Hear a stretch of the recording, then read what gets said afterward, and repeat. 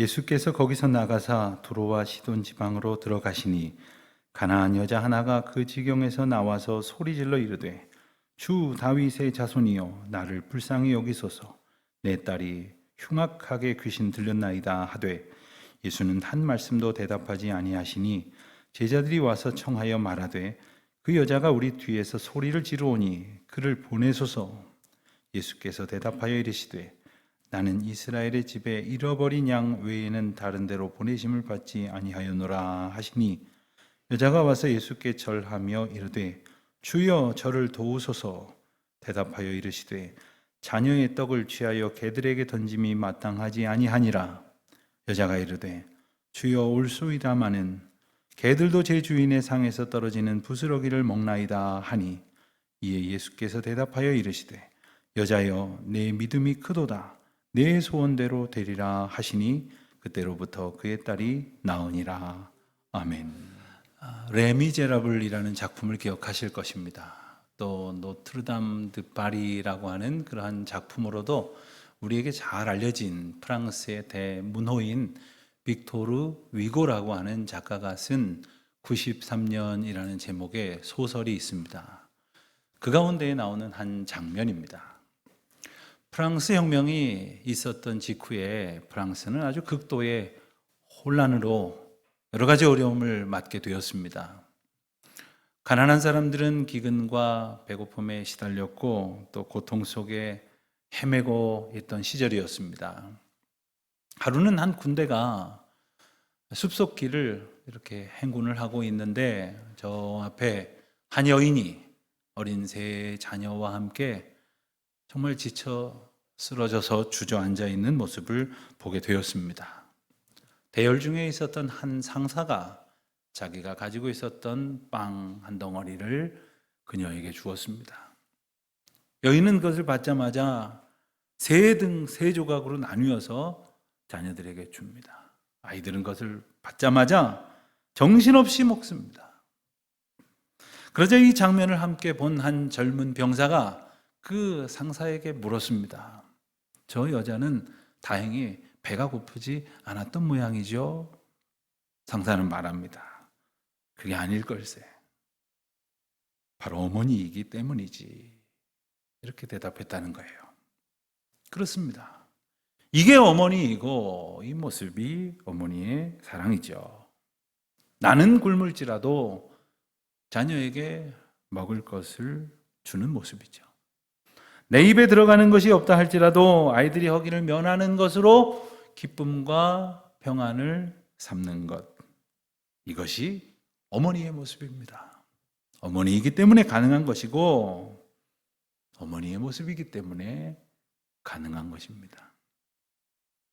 자녀를 향한 부모의 사랑은 자신의 형편에 매이지 않습니다. 그것은 모든 조건을 초월하는 사랑의 힘을 가졌기 때문 아닙니까? 우리가 우리말로는 다 사랑이라고 그렇게 말하지만 성경이 쓰여진 헬라어로는 사랑의 네 가지가 있다고 그 네 가지 단어를 소개를 합니다. 첫 번째는 남녀 간의 사랑을 가리켜 말하는 에로스가 있고요. 그리고 친구지간의 우정과 사랑을 말하는 필레오라는 단어가 있고 부모님의 자식을 향한 사랑인 스톨게라는 게 있고 그리고 우리가 잘 아는 하나님의 인생들을 향한 아가페 사랑이 바로 네 번째 사랑입니다. 그래서 저작가요 또한 영성가인 C.S. 루이스는 이 인생을 둘러싸고 있는 네 가지 사랑을 이렇게 한 문장으로 아주 명료하게 묘사를 했습니다. 인생이란 에로스에 의해서 태어나고 스톨게에 의해서 양육을 받으며 또한 필레오를 통해서 성숙해지고 마침내 아가페의 사랑으로 완성된다. 어떻습니까? 여러분은 어느 사랑까지 경험하셨습니까? 또 어느 사랑 안에서 살아가고 있습니까?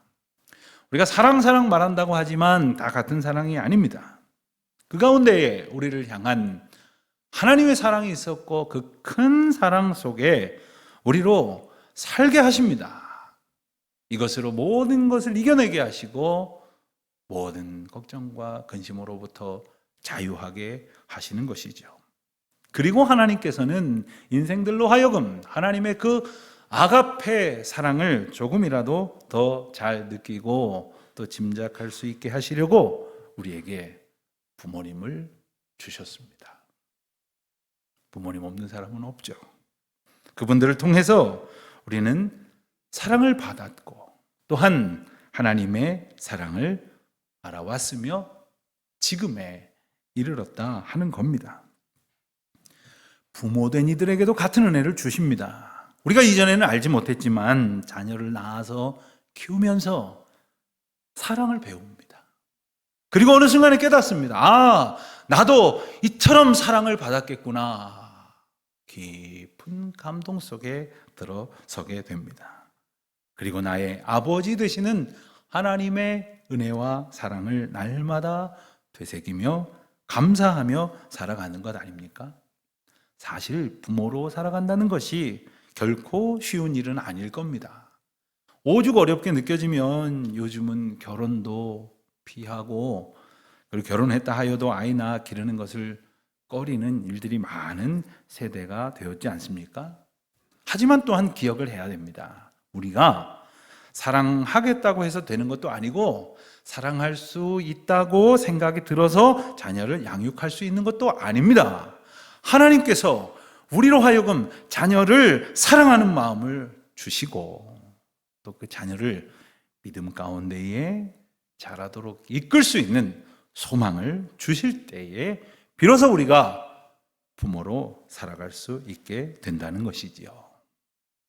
오늘 우리는 본문에서 그러한 마음을 간절한 소망으로 품고 있는 한 여인을 만나게 됩니다.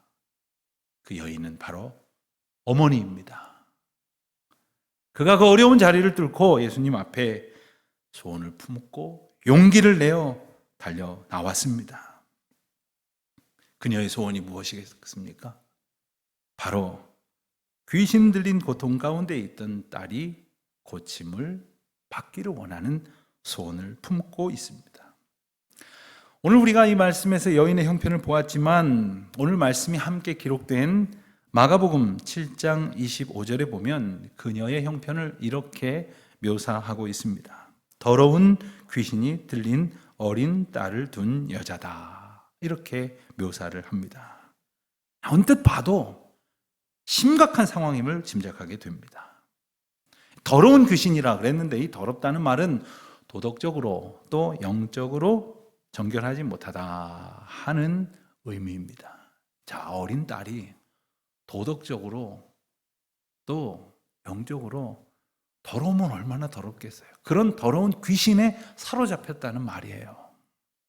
그런 귀신에 사로잡히면 어찌할 수가 없는 거죠. 간단치 않습니다. 쉽게 해결할 수 있는 일이 아닐 것이었습니다. 아마 여러 가지 방법을 썼을 거예요. 그러나 어찌해 볼 도리가 없는 그런 딸을 두고 있는 자신의 모습을 주님 앞에 가지고 나옵니다. 여인을 설명하기를 수로보니게 여인이다 했어요. 이방 여인이란 말이죠. 그러니 이스라엘 백성들처럼 하나님을 잘 알고 있지 않았을 겁니다. 율법이나 하나님의 말씀을 많이 들었을 것 같지도 않고 또한 신학적인 그러한 이해가 있었을 것 같다 여겨지지도 않습니다. 하나님 앞에 대단한 헌신을 했을 것이라고 짐작이 되지도 않습니다. 하지만 그녀는 단순하고 분명한 생각을 가지고 있었습니다. 우선 첫 번째, 딸을 사랑했습니다. 이 딸을 위해서라면 내가 못할 것이 없다 하는 마음을 품었을 것이고 그 딸이 고침받기를 간절히 원했습니다. 그리고 두 번째, 지금 내 눈앞에 와 계신 이 예수님이야말로 내 딸을 고치실 수 있는 분이다 라는 확실한 믿음을 가지고 있었습니다. 그래서 용기를 내어 나왔고 그리고 부르짖고 있는 것이죠. 그러니 이 여인이야말로 가장 아름답고 훌륭한 사랑을 지닌 자요 믿음을 품은 자다 이렇게 말할 수 있을 겁니다. 우리가 읽은 것처럼 이 여인에겐 딸이 있었고 그 딸을 사랑했습니다. 그러나 아리답고 귀여운 그런 예쁜 딸은 아니었을 것 같습니다. 귀신 들린 딸. 여러분, 귀신 들린 사람 보셨습니까? 목회를 하다 보니까 몇 번 본 일이 있는데 좀 무섭더라고요. 지금 보면 좀 어떨지 모르겠는데 제가 전도사 시절에 보고서는 아주 많이 놀란 적도 있고요.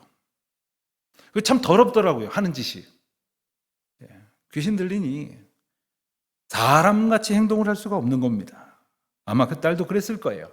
말귀 못 알아듣고 이리저리 뛰어다니면서 모든 사람들에게 비웃음을 사는 그런 딸이었겠지만 어머니는 그럼에도 불구하고 그 딸이 가장 소중했고 그리고 사랑했을 것입니다.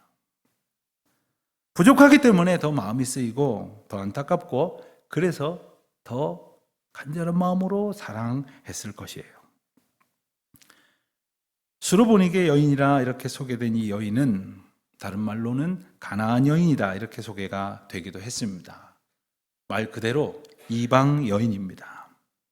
이방인이고 게다가 여자였습니다. 아들이나 남편의 도움을 받을 수 없는 그리고 아픈 딸을 감당해야 되는 불쌍하고 연약한 여인입니다. 아이의 아버지의 모습은 보이지 않습니다. 그러니 아마도 이 여인은 홀로 이 모든 인생의 무게를 감당해 왔을 것입니다. 얼마나 힘겨웠을 것일까요? 굳이 이 수로보니게라고 하는 지명을 기록했던 것은 아마 이 본문의 상황을 듣는 사람들이라면 하고 짐작했을 만한 이유가 있었기 때문일 것입니다. 이 수로보니게라는 말은 시리아라는 말하고 페니키아라는 지명이 합쳐진 겁니다. 이 시리아라는 지명이 훨씬 더 큰 것이고 그 안에 좁은 페니키아라는 도시가 있으니 시리아의 페니키아에서 온 여인이다 이런 뜻일 수도 있고 또 다른 성경학자는 설명을 하기를 시리아 사람과 페니키아 사람의 혼혈 족속일 것이다 이렇게 설명을 하는 분들도 있습니다. 어찌됐든 간에 이방 여인입니다. 여러 가지 형편을 고려했을 때 당시에 사회적으로는 최하층민으로 여겨질 수밖에 없었던 사람입니다. 그러나 그가 지금 주님 앞에 나와왔다는 거예요. 여인은 예수님의 소식을 들었을 것이고 그리고 그 소식을 듣자마자 예수님 앞에 달려 나왔습니다. 그리고 엎드려서 자신의 간구를 아뢰입니다. 여러분, 이것이 바로 전형적인 믿음의 모습이라고 이렇게 말할 수 있습니다. 자, 들었어요. 그 길에 생명이 있다고 했으면 달려가야죠. 여러분들 어떠세요? 어디서 싸게 판다는 소식만 들어도 달려가잖아요. 어디 맛있는 음식점이 있다는 이야기만 들어도 달려가잖아요. 생명의 길이 있는데 내 딸이 살아날 수 있는 길이 있다는 소식을 들었는데 그래서 달려간 거예요. 그리고는 주님 앞에 나와 간구합니다. 사랑하는 성도 여러분, 생명이신 예수 그리스도의 복음을 듣노라면 늘 주님께로 간절한 마음으로 나아가는 우리 모두가 되시기를 바랍니다. 나의 모든 것을 주님 앞에 아뢰는 저와 여러분이 되시기를 바랍니다. 그런데 이 여인에 대한 주변의 반응은 너무 차갑습니다. 주 다윗의 자손이여 나를 불쌍히 여기소서 내 딸이 흉악한 귀신에 들렸나이다 이렇게 외쳤지만 아무도 도와주는 것 같지가 않습니다. 게다가 예수님도 한 말씀도 안 하시고 그러니 제자들까지 와서는 예수님, 저 여인으로 인하여 너무 소란스러우니 가게 하십시오. 그렇게 이야기를 하고 있는 것입니다. 자, 예수님은 이 상황 속에서 뭐라고 말씀을 하실까요? 24절을 보니까 이런 말씀하십니다. 나는 이스라엘 집에 잃어버린 양 외에는 다른 데로 보내심을 받지 아니하였노라. 무슨 말씀입니까? 이 여인을 구원의 대상으로 보지 않으신다는 뜻이에요. 나와 상관없는 일이다 이거예요. 그렇지만 여인은 어떻습니까? 실망하거나 원망하며 물러서지 않습니다. 오히려 더 가까이 나와서 이제는 절을 합니다. 주여 저를 도우소서. 자, 이제 예수님은 또 뭐라고 말씀하실까요? 자녀의 떡을 취하여 개들에게 던짐이 마땅치 아니하니라. 여러분, 이 여인에 대한 예수님의 반응은 상당히 의외이지 않습니까? 예수님의 말씀은 여인을 개 취급하시는 것이에요. 당시의 사람들이 이방인들을 개 취급했거든요. 자, 그들은 그렇게 했다 손치더라도 우리 예수님을 찾아온 여인에게 개 취급을 하시다니 말이에요. 이해가 되지를 않습니다. 여러분, 뭔가 이상하지 않습니까? 예수님이 이렇게 하시는 진짜 이유가 무엇인지 궁금하지 않습니까? 우리가 아는 예수님은 이런 여인을 만나시면 불쌍히 여기시고 즉시로 고쳐주실 분이 아니십니까?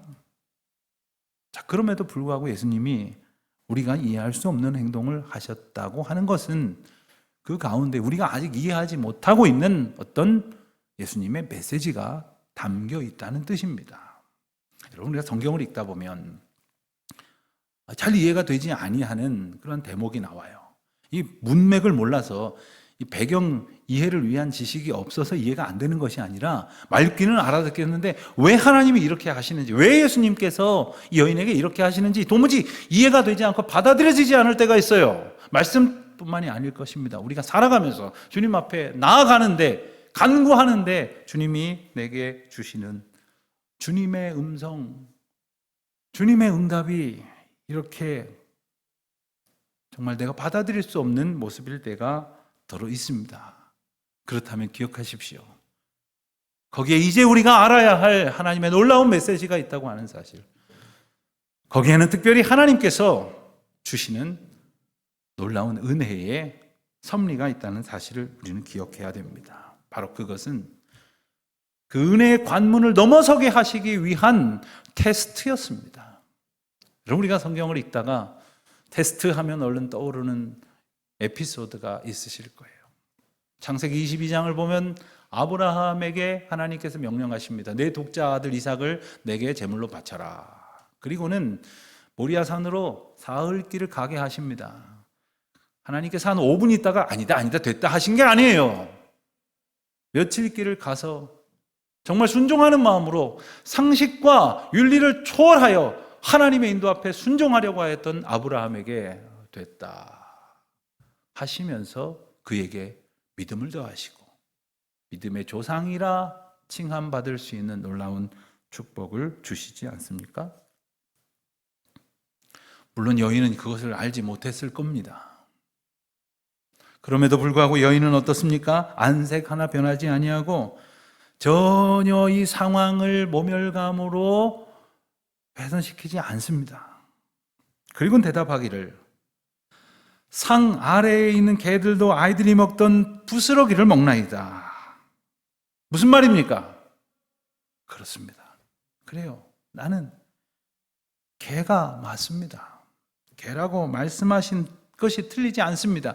도덕적으로나 윤리적으로나 하나님의 거룩한 백성에 도무지 미치지 못하는 개와 같은 인생이지만 그래도 하나님의 은혜 가운데에 상에서 떨어지는 부스러기의 은혜라도 얻게 하여 주시옵소서. 이런 간구를 아뢰고 있는 거죠. 왜요? 내 사랑하는 딸이 고침을 받기 원하기 때문에.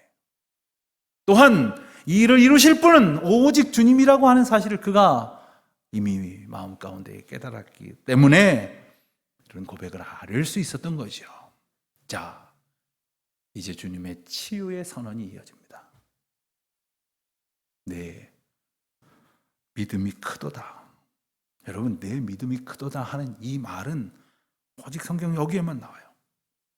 더러 예수님께서 어떤 일에 응답하실 때 그들의 믿음을 보시기도 하고 내 믿음대로 되었다 이런 말씀도 하시지만 내 믿음이 크다 하시는 칭찬을 하신 적이 없어요. 그 믿음을 크고 귀하게 보시며 내 소원대로 되리라, 바로 그때에 딸이 고침을 받았다는 거 아닙니까?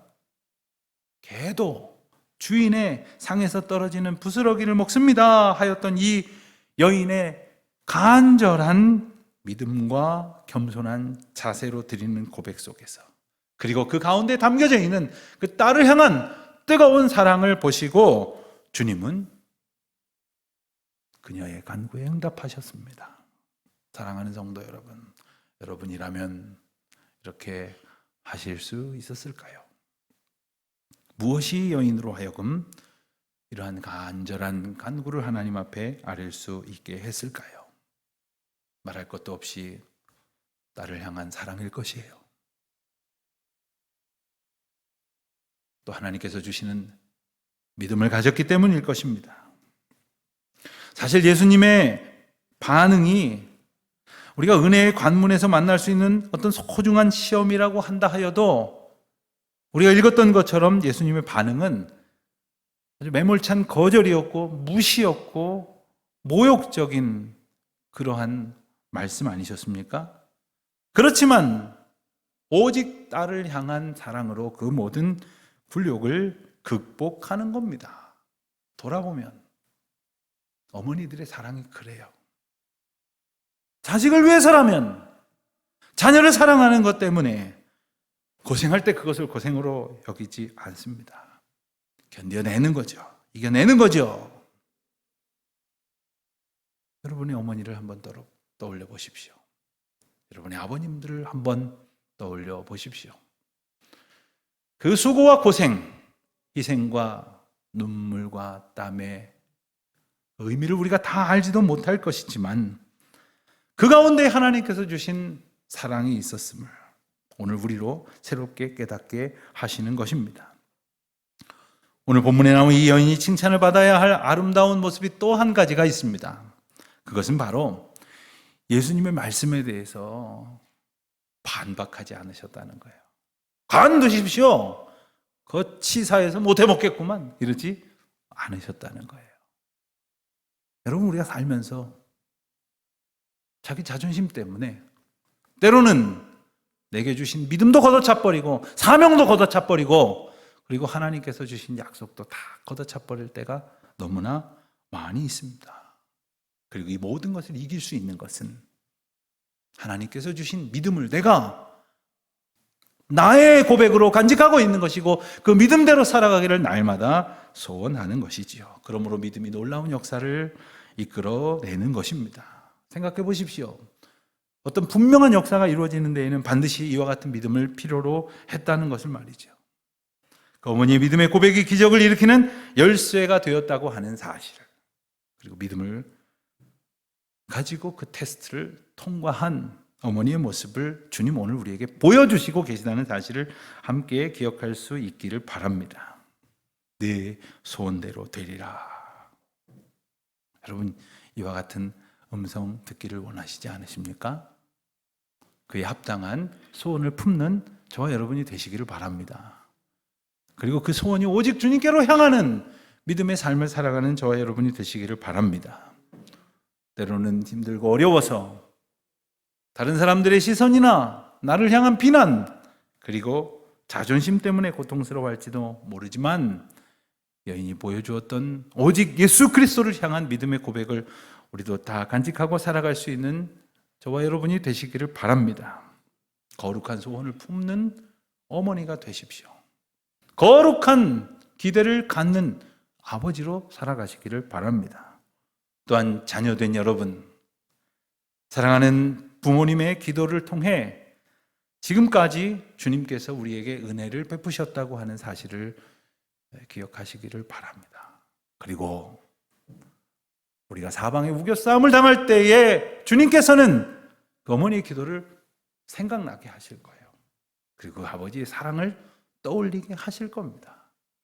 그리고 오늘 새롭게 우리를 인도하시는 놀라운 사랑 앞에 믿음으로 나아가는 우리 모두가 되시기를 주님의 이름으로 축원드립니다. 기도하시겠습니다.